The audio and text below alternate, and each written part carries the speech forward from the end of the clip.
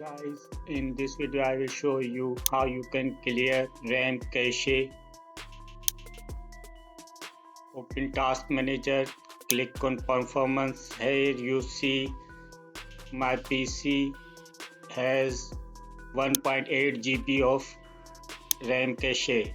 So let's start to delete this or clear this cache. Open Google Chrome, then go to Google, search for RAM map, and then click on Microsoft official website. Click on download RAM map. Once successfully downloaded, open the downloaded file. Click on the zip file to extract it. Click on extract here.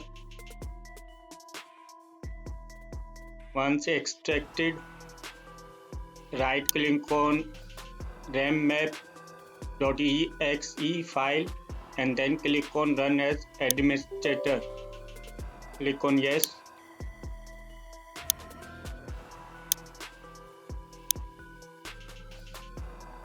So let me open Task Manager to see the difference.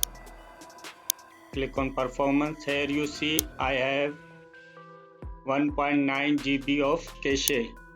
Click on empty and then click on empty standby list. Once you hit that, it clears all the cache.